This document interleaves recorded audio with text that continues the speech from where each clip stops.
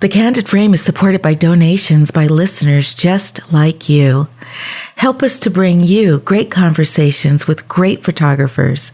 Support the show today with your monthly contribution through our Patreon effort at patreon.com/The Candid Frame, or click on the link in the show notes or the website at thecandidframe.com. Thank you.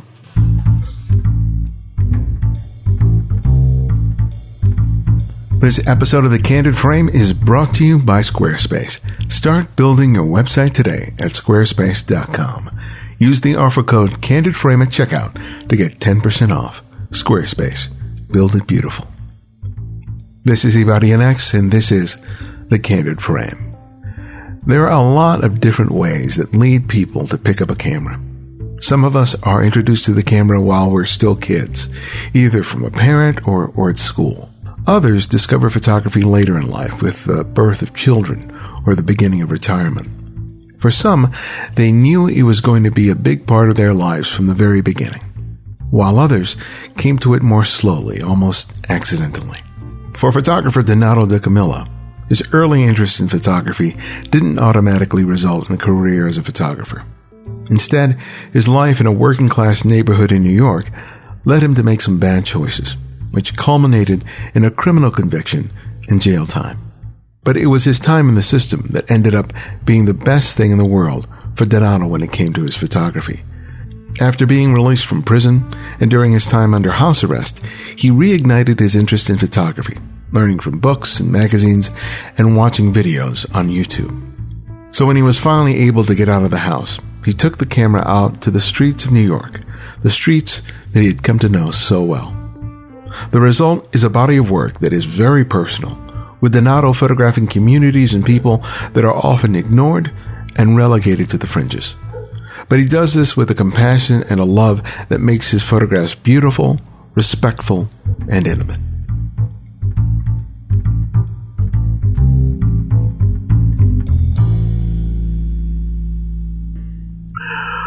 All right, well, Donato, welcome to The Candid Frame. It's a real pleasure to have you. Yes, it's my pleasure, really. Yeah, you've been popping up a variety of different areas recently, which is what spurred me to give you a call. A guest had recommended you, and as well as just seeing some other stuff on the interwebs, and it seems to be a real good time for you right now. It seems so. Yeah, it's something of a phenomenon. I'll be honest with you. I'm a very humble guy about my work. I don't really boast about any of my work at all. I'm not that type. I'm always seeking to learn off of others more than I'm more inclined to look at others' work and learn off of others rather than show mine for some reason. Besides on Instagram feeds and things like that, but. Yeah, it's been something else. It's been some ride in these past week. Well, let's get started with you growing up. You grew up in Bensonhurst in New York and during the 70s. Yeah. And tell us about that time in your life. What was it like growing up in New York? Because New York is a very different place than it was back then. But give us paint a picture for us of what it was like. What was life for you like back then? Well, it was a beautiful it was a beautiful neighborhood as far as the people. The people were concerned. My neighbors and the people that resided in that area, that they were very friendly. They were kind. It was mostly predominantly Italian, a mix of Italian, Irish. It was a basic. It was basically Little Italy, but there was a mixture of every ethnicity there, but mostly Italian and Irish, hardworking, blue collar kind of workers. And your dad was a longshoreman? Yes, he was. He was a longshoreman for 39 years. When I look at your work and I see the videos, you have a real connection with people, right? And I'm wondering whether that was just the result of just how your family was with each other, or just the way that people were with each other in the community that you grew up in. No, it was quite opposite. My family is very quiet. My dad worked long hours, to make ends meet. we lived very meager means, and so he had to do what he had to do to put food on the table. So the communication, it was very it was very limited, because he'd come home late, and when he was coming home, I was going to sleep, getting ready for school. Yeah, but I think where my personality and the way I am with people really derives from the curiosities outside my own family.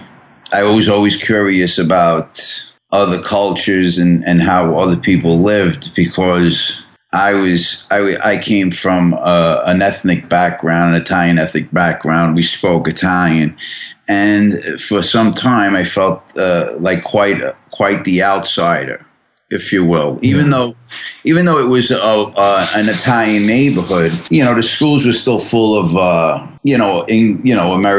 Americanized kids that spoke proper English. I spoke with a broken Italian accent, and my family, kind of dressed me funny, because in Italy it was a much more laid back, type of lifestyle, and they just didn't know the hip styles of those days. So it was trying times as a child growing up in that area, because being bullied and stuff like that. But it wasn't all in vain, because I got to know how to deal with people. It taught me to navigate around certain personalities, I guess. One of the things I was reading, that your first introductions to photography were photo magazines or magazines that your dad would bring. Yes.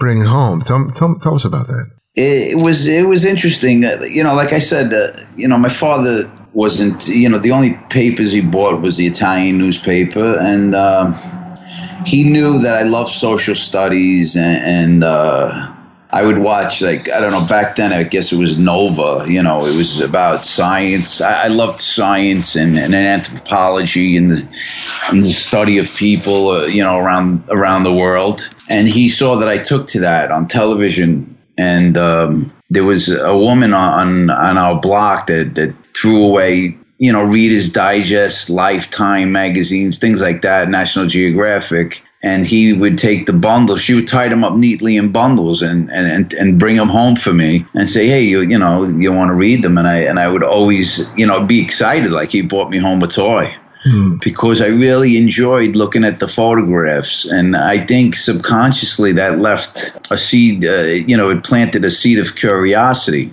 for me, on how these pictures were executed and what other people were like around the world. I felt I was in a bubble, kind of. I was in this little area, but there was so much more out there, and I was always curious about people and the ways and their ways, I guess. Was part of the fact that you didn't feel like you fit in where you were, kind of feed into that? That had part to do with it too. The feeling of being isolated and wanting to understand people was, I think was one of the catalysts that pushed me into wanting to know more about people, I guess. Well, you started getting into trouble when you were about 12 years old. What was that about, and what kind of trouble did you end up finding yourself in? When I was, it started like, it would probably be like a typical story of, kids playing ball in the schoolyard. For me, it was not, I wasn't very good at sports, or I was very shy, and I didn't make myself available for, to be picked for the sports often. And when I did, I wasn't picked because I really wasn't that good. But in any case, it's probably started like in the schoolyards where I would begin to have been bullied. And then one time I had just fought back, and it just started snowballing from there. I started kind of bucking the system, if you will. That's where it started. When you were about 12 years old, you started finding yourself in trouble, right? So I was kind of curious as to how that manifested itself. Yeah, it started in grade school. Like I said, because of my heritage and my Italian upbringing and my accent and the fact that I wasn't good in school, and good in sports. I was picked on and probably set aside, and I felt like kind of an outcast, I guess, if you will. So that probably caused me to get into some arguments with kids that the bullies picked on me. For a long time I suffered in silence till I just had enough, and it was time to fight back, and that's what happened. I fought back, and that was the breaking point where I started becoming more of this a more aggressive guy when it came to defending myself. And you started getting involved in crimes and things like that then too, as well? Well, back then, my family, like I said, my dad worked long hours. My mom worked as a seamstress, in a local, we could call it a sweatshop here. They don't exist much anymore because they're probably overseas now. But years ago, there were plenty of immigrants that migrated from other countries, and they had them work them in like dress factories and such. My mother would make gloves and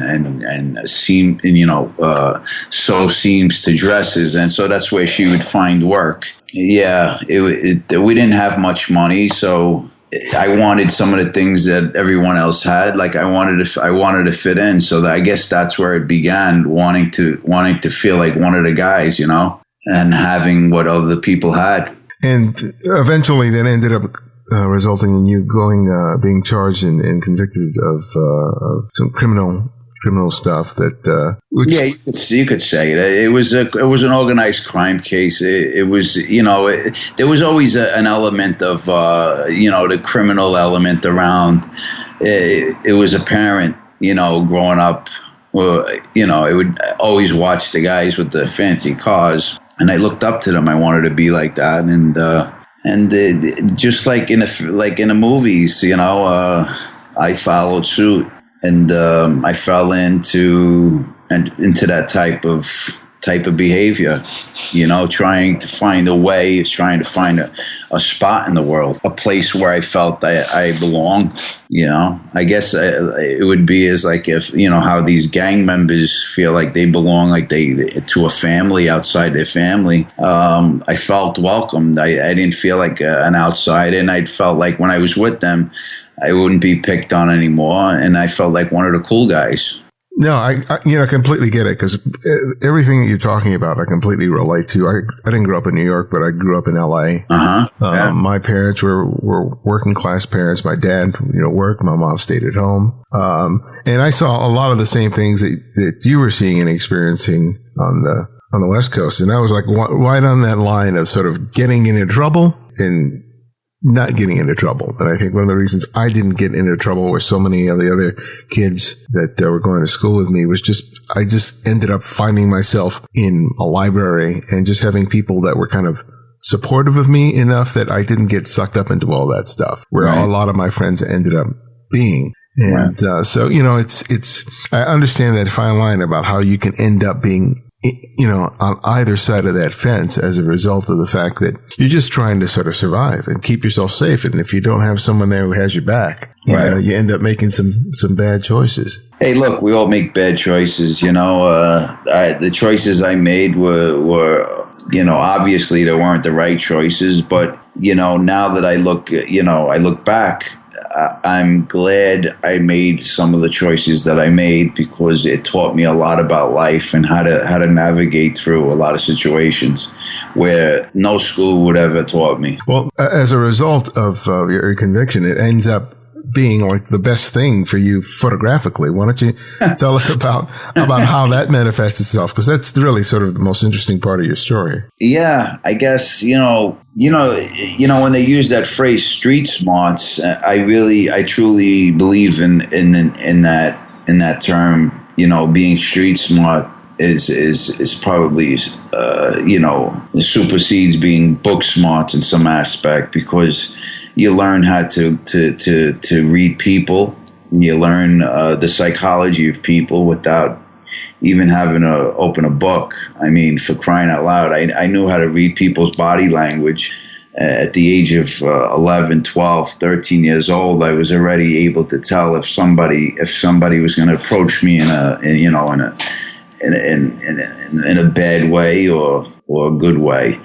I mean, I guess it's you become very aware. Your eyes are wide open and your antennas are all the way up, and you could kind of feel out a situation. So I implement that in my photography today, and it's proven to be very effective. So, but how did you end up sort of revisiting your interest in photography? Because you started, from what I was reading, you began sort of training yourself while you were still, I was locked up I was on house arrest, and there was nothing to do. I was bouncing off the walls practically, and I started reading before, I believe, and surfing the web. And at this time, Facebook. I don't even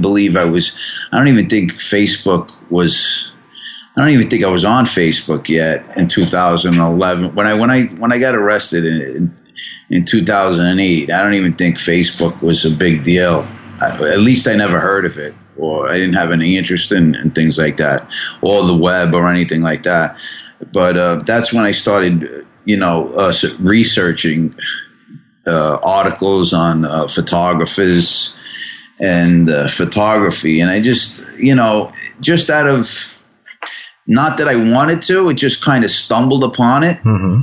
Yeah, so that was prior to going to prison. But when I had found out that there was a way to learn about photography online through the YouTube channels and watching people actually execute their work while watching, a YouTube publication, to me it was an easier way than having to go to, and actually read and I could see it online, and it was easier for me. So, I took a lot of time doing that, going through YouTube publications and tutorials, and then in prison, I also found magazines as well, and did a lot of research through that.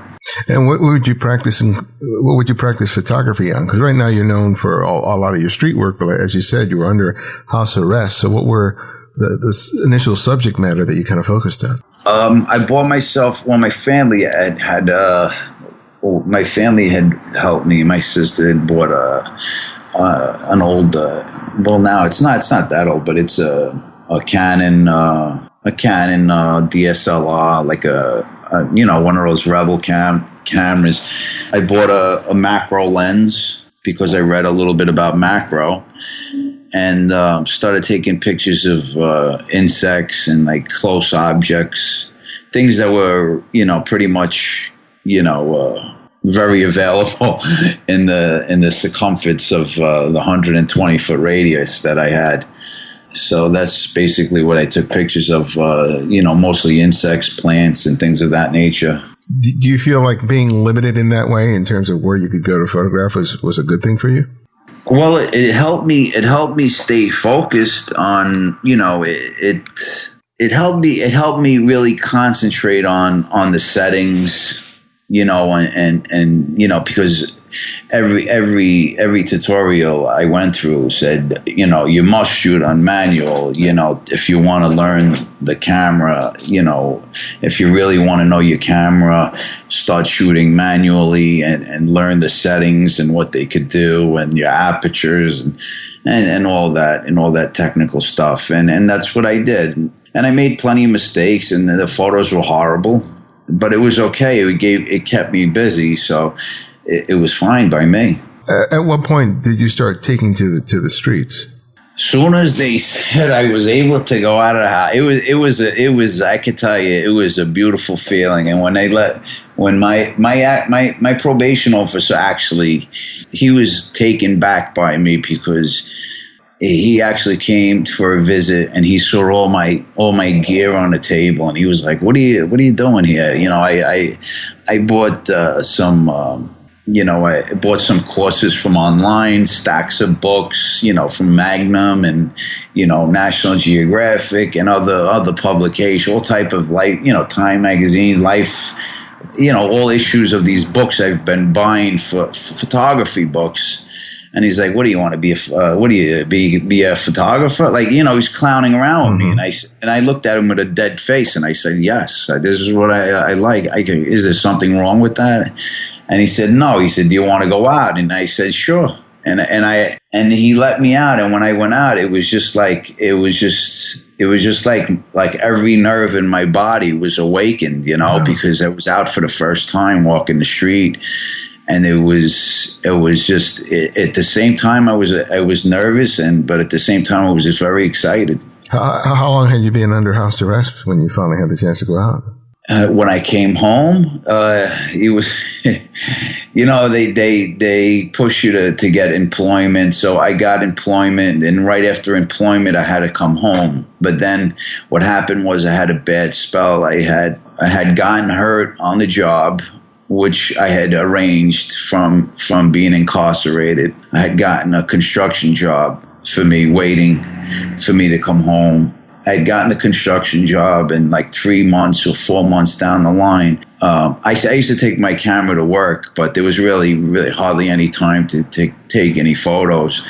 But in any case, a load fell on my foot and crushed my foot. Oh, no. So that put me out. And then like a couple of weeks later, while I was laid up in my house, not because of my foot, this depression setting in, I found out that I had some cancer growing in my bladder, which really threw me for a loop. And that became, that became a more mental, it just kind of crushed me mentally. Yeah. It gave me more time to focus on something outside of the problems that were occurring. I'd like to say, thank God, the cancer and everything wound up being a lower grade cancer. They scooped it out and everything's okay. But in that time, I had this epiphany, and I said, you know what? I really didn't like. I mean, there's nothing wrong with construction. I think it's an honorable profession. They make decent money, but I really, for me, what made me happy was to go out and explore and finally be free of the burden of thinking that maybe one day I might get killed, or with the streets, how ugly they can be. And things have happened to me in the past where, I could say that God was walking by my side all the way through. Yeah. I've been shot and stuff, and it's been a hell of a ride for me. And photography was just this great release for me. And the first time I made my first picture that I thought was pretty decent, let a little bit of a load off my shoulders, if you will. It kind of it made me feel good about myself because I did something that I worked on. It wasn't cheating. It was something that it may sound a little bit dramatic to you, but coming from where I came from and all that was going on, it was something very special about me being able to make a photograph. And I know it sounds silly today because the age of cell phones, for crying out loud, everybody's taking pictures. I don't know how many pictures are uploaded each day, probably trillions. But for me, it was something rewarding. And when I found out that I could take a nice photograph and it was gratifying to me, I pursued it even more, and with a lot of passion. So how much of an understanding did you have of street photography when you started taking to the streets? Was that sort of a focus of your self-study? Well, I tell you, I knew the streets. So what better thing to shoot than the streets? That's how I saw it. Mm-hmm. To me, it was shoot what I know. And I knew the streets. Not that I would take a picture of anybody doing something illegal. That's not my style, or, it's just not what I would do. But people, like I said, from a young age, always fascinated me. So I took to people, and the little differences that we all have, but at the same time, we're all similar. So we could all, for me, we could all identify with each other, because I feel that we're like little fragments of each other. We don't take the time. Well, I'll say it in I terms. A lot of times I didn't take the time to really look and to see those fragments in people that are really made up of each other. We're all nothing but mirrors of each other in one way or another, I believe.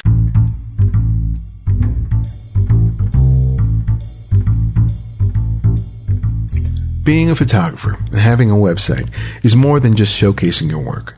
I mean, that's a part of it. But for some, making money to either earn a living or just to pay for the hobby becomes an important part of having a web presence. One of the ways that photographers do this is by selling their work directly to fans. Whether it's in the form of prints, calendars, or ebooks, it's a great way to get your work to the people who love it. Well, Squarespace makes it easier for you to do this, not only by showcasing your work in a beautiful way, but by creating an engine through which you can promote and sell your work.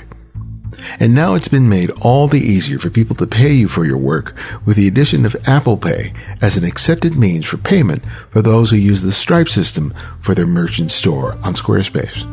You want to make it easy and convenient for people to pay you for your work, and Squarespace demonstrates how it continues to do just that for all its users. But whether or not you have an intention to sell your work or not, you should discover why Squarespace is the best choice when it comes to creating a website for you and your work. Start your free trial today with no credit card required at squarespace.com. When you decide to sign up for Squarespace, make sure to use the offer code CANDIDFRAME to get 10% off your first purchase. Squarespace. Build it beautiful.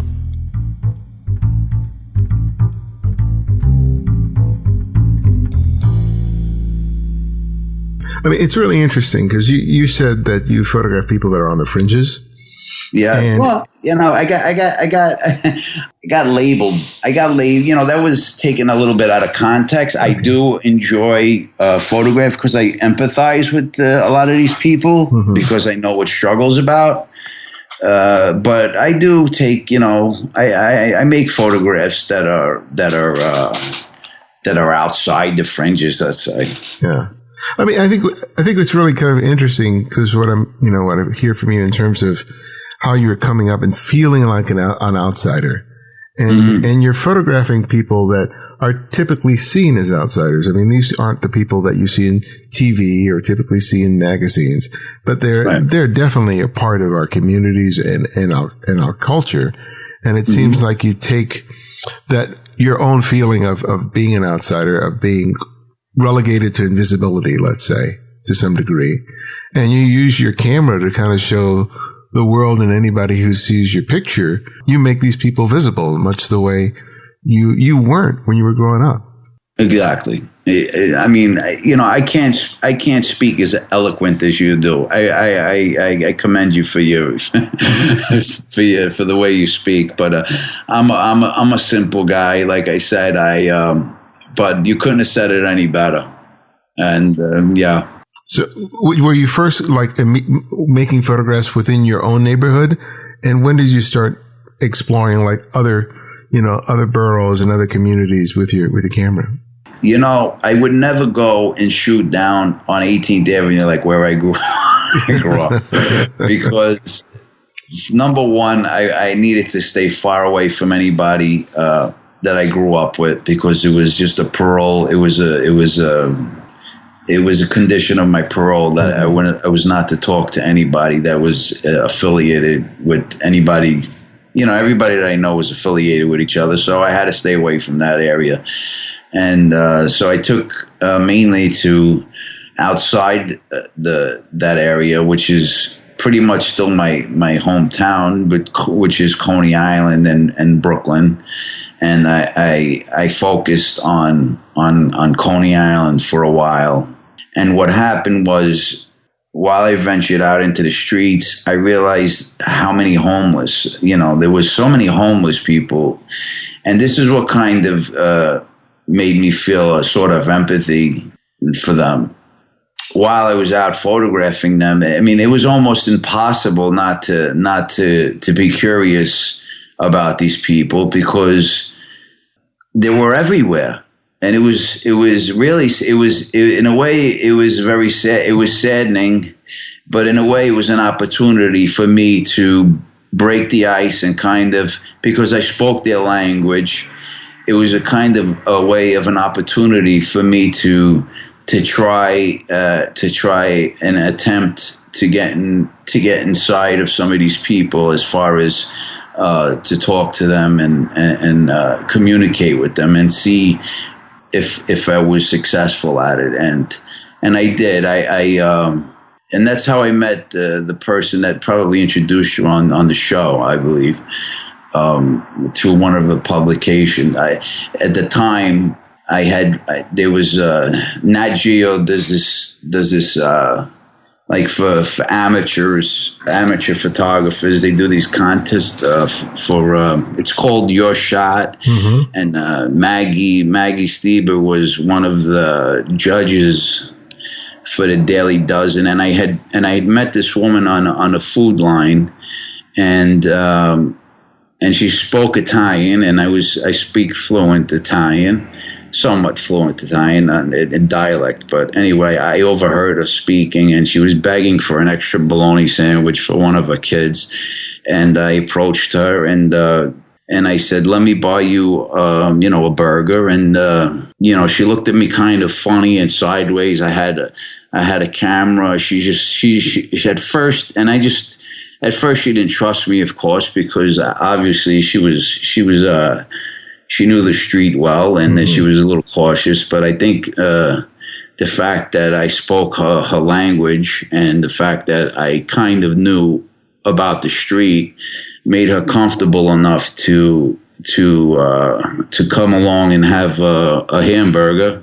And then later on, that day, I wound up in her home, and she had told me her life story, and that was the first time I took my first reportage photograph, I guess, if you will. I'm not sure how you pronounce that word. I never did. You got it perfectly. Oh, really? Yeah. Well, so then that was published in Nat Geo. It ran they do it as Daily Dozen every day. They pick 12 photographs from all over the world, and they choose 12 photographs from everybody that submits.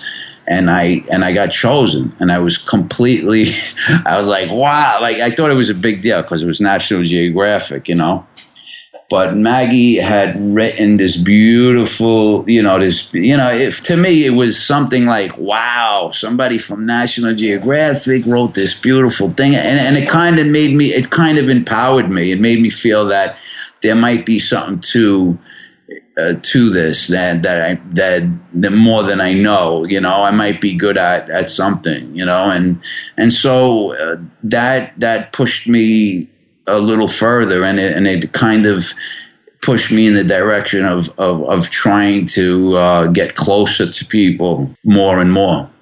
Yeah, because that's the key thing about your photographs, is that you don't hesitate to get close and personal with your subjects. And, there's been a big explosion in street photography, but when I take a look at a lot of the work, the stuff is often shot like 8 to 12 feet away, at a distance. And, you're not shooting that way. You're shooting close. You're using flash.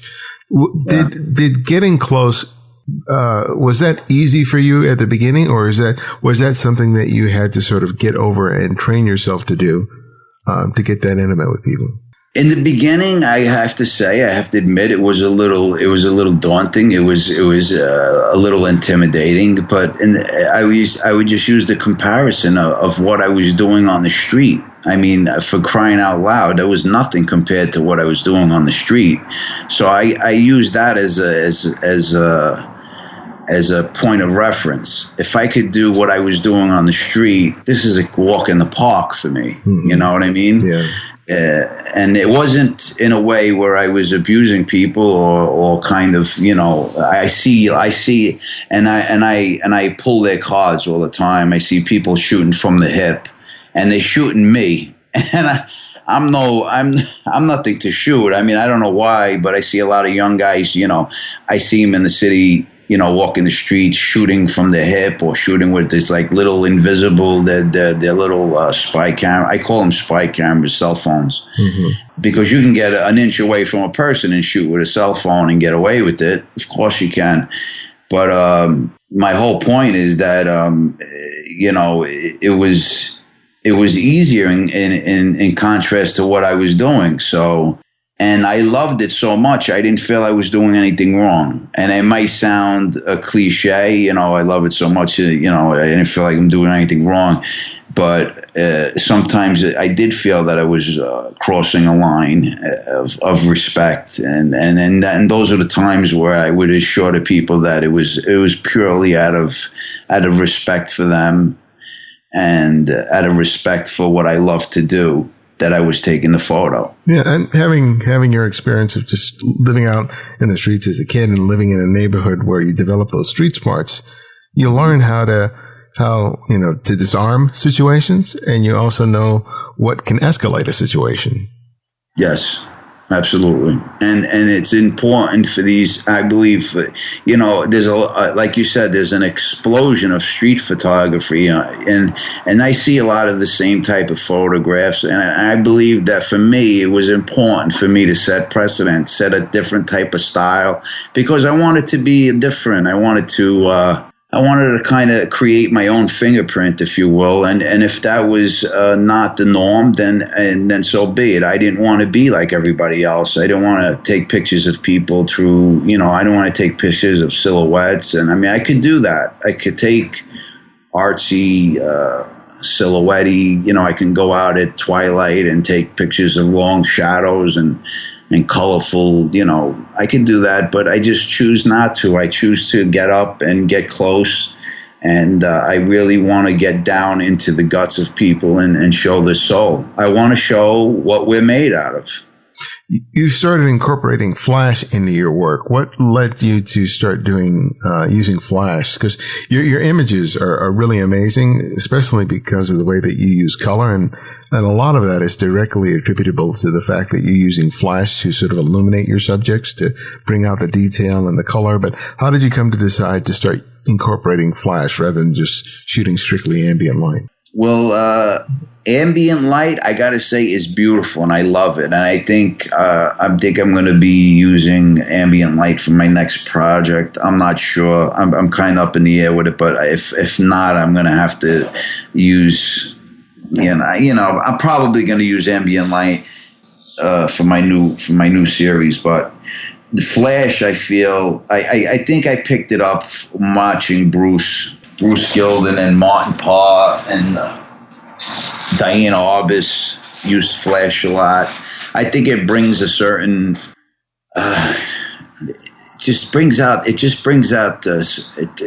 a certain like electricity out of a photo. I think it kind of makes it pop a bit, And the photographs that I like to take, I think it's important for them to be a bit more, to show a little more energy, because of what aesthetically for me, I want to show that like what I put into the photograph as well. Mm-hmm. I think it also shows how I execute my photo. If it makes any sense, I don't know. But it's kind of what I have inside of me too. It's kind of electricity, like, I guess. Yeah, no, I get it. You know what I mean? It's just weird. It's just because I just like to, like, it's almost like bang, like it's just, for me, it's just like it's an adrenaline rush when I, and especially with a Flash, when I'm not asking permission, and it's like, it's almost like, you're wondering what's going to happen. Mm-hmm. Even though I have an idea what people might say, there's still always that mystery behind what's going to happen afterwards, and that part of the photo as well, I believe, making the photo. Do you find that sometimes you have a difficult time making the photograph because you're not going to be invisible? It's going to be obvious to someone that you're making the photograph. Do you have days where you struggle making the photograph? Yeah, I have it all the time. I tell my friends, sometimes I want to smash the camera. Sometimes I get so frustrated because I could walk for hours and just know that I have to grab a photo. Like, it's almost an addiction for me. Mm-hmm. It's kind of a cure, and it just I tell you, ever since I picked up the camera, it's just been hard for me to put it down. But the question was, do I find it difficult to approach a subject? Yeah, especially when you're not going to be asking permission at first, when you're just going to go up and make the snap. Because I know sometimes for me, it's very easy to go ahead and make the picture, and then other times where I'm just fighting with myself to get past my own anxiety and my own fear to make the photograph.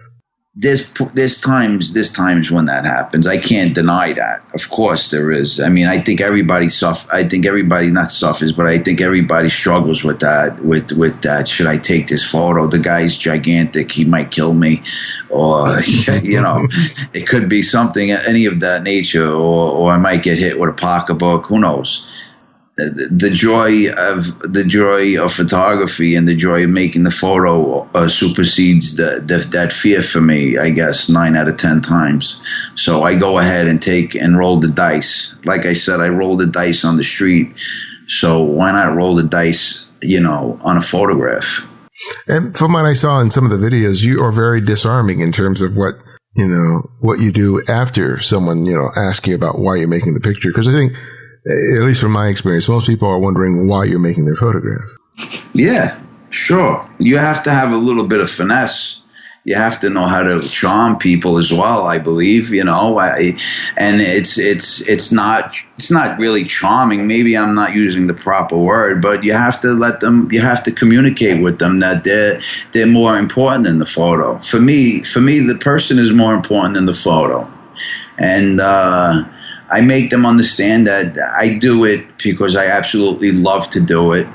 And the reason why that I'm photographing them is because I feel that they are that special, where I'm drawn to them to take the photograph. And there's something about them that I feel that I want to take. And, if they don't agree and they don't want to take it, then I won't take it. But when I do approach people, is, like for a pose, I mean, you'd be surprised, what I've done. I mean, I've had people lay down and move their heads around, and it's just amazing what a little confidence would do. And so it's all I guess on how I show a common courtesy and respect for the subject or for the person. When did you start getting the sense that you were producing consistently good work? I am my worst critic. I constantly look for a better photograph, and when I thought I had something, that I was able to take some decent photos, was when people started telling me time and time again, you should show your work. You should show your work. Why aren't you showing your work? I mean, I wasn't showing my work since 2000, since I started. Mm-hmm. I didn't really, I mean, besides Instagram or whatever, I would post it. And that, I think, started, a year ago? Because I always compared myself to, all the great photographers out there. Everybody pulls Bresson out of their hats, or Avedon, and all these great. So I never compare myself to an average photographer. I always compared myself to the best. And so I would look at my work and look at their work, and I'd be like, I suck. Mm-hmm. Like, people are like, yo, like, you don't suck, man. These are good photos. And I think you should show them. And I'd be like, not yet. And it wasn't until this year, really, I started doing a little bit of the beach work, that I thought that I said, I might have something here, and let me give it a shot. And I took another class, and got some opinions from people, and they really they dug my photos, and I said, you know what, let me just start showing some people, and it's a remarkable. I got remarkable response in the last week and a half. I can't tell you, it just exploded, like from all over. I'm talking all the way to Asia, to Belgium today. I'm getting offers for shows in the UK. It's really strange. It's really strange. Well, it's not strange for me when I take a look at your photographs, because, man, you exhibit, just looking at your Instagram feed, there is just a level of consistency there that is kind of rare to see in many photographers who post on Instagram. You sometimes you see some really good photographs, and you see some other photographs that are okay, but you have a real clear vision of what you are trying to say in your photographs and what you're expressing. And I think that really comes through even beyond your choice of subject matter. Right. And it's like what you said before. It's like you photographed what you know. And as common a trope as that is, you're a great example of why that is still very true, that if you photograph what you know and you photograph what you care for, once you get past the technical challenges of just learning how to make a decent, well-composed photograph, that who you are comes through in your pictures. I really appreciate that. I mean, I'm not the type of person that, I didn't, run around, in photography clubs, and I didn't rub elbows and, with gallery folks and stuff like that. I was kind of private with my work because I felt, I felt that I maybe I didn't, it's important what you're saying, trust me, because, and it goes back to also the kind words of what was said in that National Geographic, that first time I was picked for that Daily Dozen thing on National Geographic.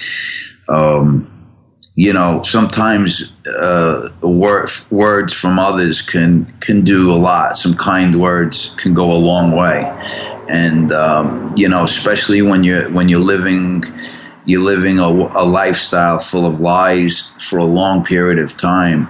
And then you come into a reality where everything is so foreign, you really just don't know who's being real and who's not. Mm-hmm. And it's only through moving forward and testing the waters that you really find out who you are. And I believe that it's especially in this field, there's a lot of people that cutthroats, and they're just constantly, I've seen people go on the computers and just trash people rather than help them and point out what they're doing wrong in a nice way. They'll just trash their work, which, some people, especially photographers, I find them to be very sensitive people. They're very in tune with their feelings, and I am. I'm one of those guys. I'm in tune with my feelings. So I think it. Sometimes, like you said, even you're saying what about my work. For me, that's more important. That's more important. A stranger saying that your work is good is much more important than somebody that I know saying that my work is good, because it's just, it makes, maybe I'm rambling on, but it's just hard to explain for me. No, I get it completely. Your work is just so good and consistent. It really is heartening, and just that also the fact that you bring a sincere heart to the work that you're doing. I see a lot of street photography, especially of, the kind of people that you photograph often. And, there's just a disconnect. And I really see that you really care. And I'm more than pleased to sort of showcase somebody who brings both to the table in terms of their photography. It shows their skills as a photographer, but also kind of reveals their humanity. Because I think Too many people just see people on the street as fodder for the photography and don't care beyond that. Exactly. I think I'd like to add also, if I can, I think society is really, they're forgetting what the importance of what photography is all about. And if it wasn't for this medium, I mean, for crying out loud, we would have no reference points to our founding fathers and inventions and whatnot. I mean, photography has taught us, visually. I mean, people take it for granted. It's just an incredible tool that I feel that is just being overused with the cell phones, with the use of cell phones. And I think people need to really take a step back and really look at who's behind these amazing photographs that are bringing history and culture to the world.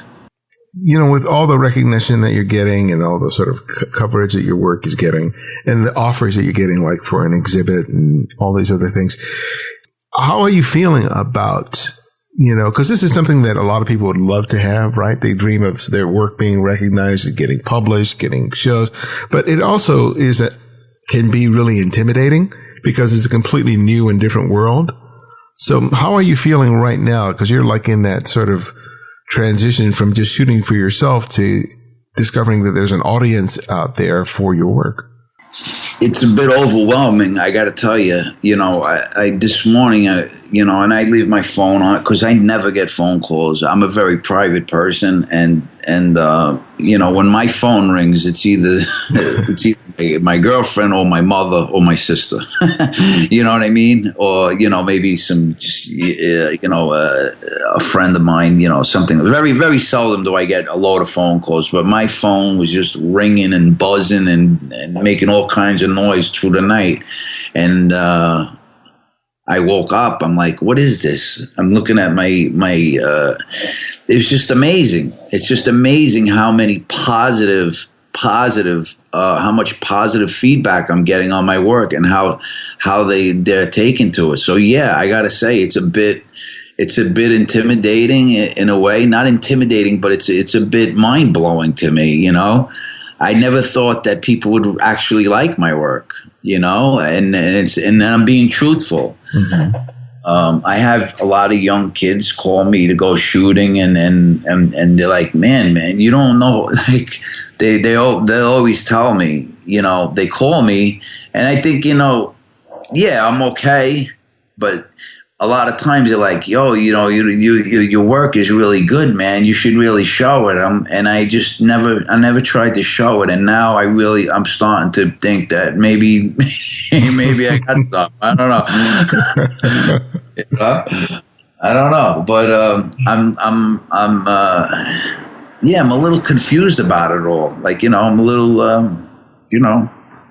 it's a little overwhelming. Do you find yourself connecting? Because I know Maggie is the one who suggested that I talk to you. But yeah. Do you find that, that you're connecting with other photographers? Or are you still feeling like you're a lone wolf? How are the relationships that you're building with other people helping you with your career? I think because of my past, I've become somewhat very selective of who I talk to and who I trust as far whatever aspect of life I'm dealing with. But slowly I'm opening up. It's hard for me because I felt like I just parachuted into this world, and now I'm supposed to be this this positive figure. When all my life, all I knew was the streets and, crime and whatnot. So all this is very new to me. The photography is new to me. Making new friends is new to me. So it's one day at a time for me. Maggie has been supportive. I must say she's been supportive And she's a busy woman. You know, she has a lot going on, and she still takes a time out every once in a while and drops me a letter and supports me and kind of guides me and warns me about certain things. And like I said, it's people that you barely know the words go much farther than people that you do know, because they have no reason to lie to you. I mean, why would she, you know? It's just, I'm very selective, but I am making a few friends in the business. But like I said, because of my lifestyle, it's hard for me to trust people, and it's a slow process, but I'm getting there. Well, my last question that I ask each guest is I ask them to recommend another photographer for our listeners to discover and explore. And it can be anyone, someone you've long admired or someone you've recently discovered. So who would that one photographer be and why? Can I give you two names? Yeah, go ahead. Okay.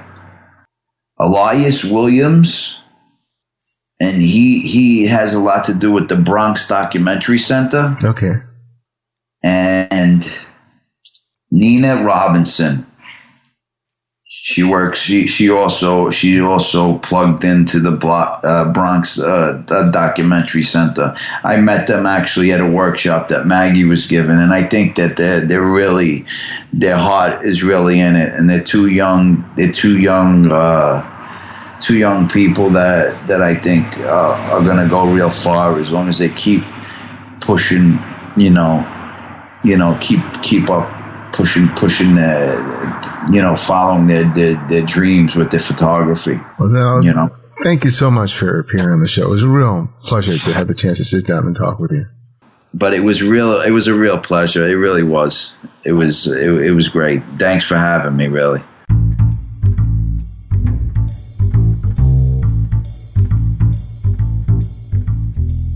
Thanks again to Donato for joining us here at The Candid Frame.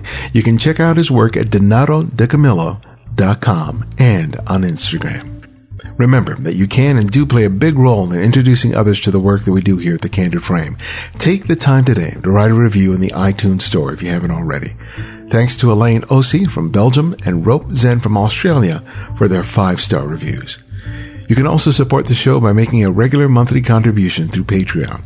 You can contribute amounts of $2, $5, $10 or more, or anything in between on a monthly basis and help make a big difference to the work we do here at TCF.